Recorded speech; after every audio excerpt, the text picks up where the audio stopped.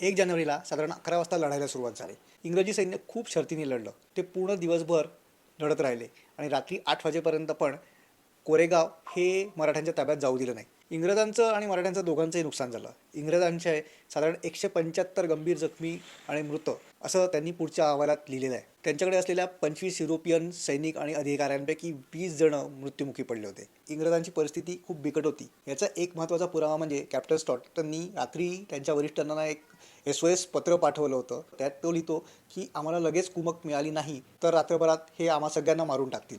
रात्री 9 वाजता मात्र मराठा सैन्य जे आहे ते नदी ओलांडून पलीकडच्या साईडला चाललं गेलं. आता मराठ्यांकडे खूप मोठं सैन्य होतं. नदीच्या या साईडला फ्रेश सैन्य होतं, जे लढलेच नव्हते, जे थकलेले नव्हते. ते लढाईत येऊन उरलेल्या इंग्रज सैनिकांना मारून टाकू शकत होते. निर्णायक विजय त्यांना मिळू शकला असता, पण त्यांनी तेच असं केलं नाही.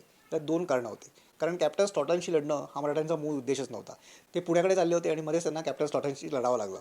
आता पुण्याला जाण्यात काही अर्थ नव्हता, कारण सरप्राईज एलिमेंट संपलेला होता. पुण्यात इंग्रजी सैन्य रेडी असतं. आता मुख्य उद्देश होता छत्रपतींना सेफ ठेवणं. कारण जनरल स्मिथ हा जो मराठ्यांचा पाठलाग करत होता, तो पण कॅप्टन स्टॉर्टनच्या मदतीला कधी पण पोहोचू शकला असता. त्यामुळे मोठी सेना इथे येण्याच्या आधी तिथून निघून जाणं हे जास्त महत्त्वाचं होतं आणि म्हणून मराठी सैन्याने माघार घेतली. पण याचा अर्थ मराठा सैन्याचा पराभव झाला असं अजिबात होत नाही. इंग्रजांच्या समकालीन सगळ्या पत्रव्यवहारमध्ये या लढाईला डिफेन्स ऑफ कोरेगाव असं म्हटलेलं आहे.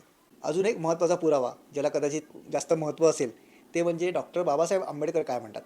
डॉक्टर बाबासाहेब आंबेडकर जेव्हा 1927 साली कोरेगाव भीमाला गेले होते, तेव्हा तिथे दिलेल्या भाषणामध्ये ते म्हणाले होते की रात्री 9 वाजता निर्णायक यश टप्प्यात असताना देखील पेशव्यांच्या सैन्याने हल्ला थांबवत माघार का घेतली हे सांगणं अवघड आहे.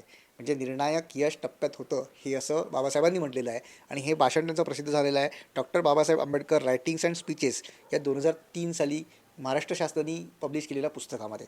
आता तेव्हा 2003मध्ये भाजपाचं सरकार नव्हतं, हे पण लक्षात घ्यायला पाहिजे. असो, सो 2 गोष्टी आहेत. समकालीन सगळे पुरावे हे सांगतात की दोन्हीकडच्या सैन्यामध्ये सगळ्या प्रकारच्या जाती धर्माचे लोक होते. दुसरी गोष्ट, इथे मराठ्यांचा पराभव झालाच नव्हता, पेशवाई संपलीच नव्हती, कारण पेशवे आणि छत्रपती इथून पुढे गेले. नंतर पुढे जवळजवळ 2 महिने हा पाठलाग असाच चालू राहिला. नंतर पुढे फेब्रुवारीमध्ये पेशवे आणि छत्रपतींना वेगळं करण्यात इंग्रजांना यश आलं. छत्रपतींना परत साताऱ्याच्या गादीवर बसवण्यात आलं, पण त्यांच्या घरी पेशव्यांचं पेशवेपद आता रद्द झालेलं आहे असा आदेश जबरदस्ती काढण्यात आला. पेशव्यांना बंडखोर ठरवण्यात आलं आणि त्याच्यानंतर पुढे पेशवे अनेक ठिकाणी फिरत राहिले. जूनमध्ये जाऊन त्यांनी त्यांचा एक मित्र होता इंग्रज, याच्यामध्ये मालकम म्हणून, त्याच्या माध्यमातून सरेंडर केलं आणि मग ते उत्तर भारतामध्ये बिठूरला, कानपूरजवळ गंगा नदीच्या किनारी तिथे जाऊन ते स्थायिक झाले. त्याच्यामुळे दोन्ही गोष्टी, एक तर मराठ्यांचा पराभव आणि जातीय अंतासाठी ही लढाई होती, ह्या दोन्ही हे प्रपोगंडा आहेत.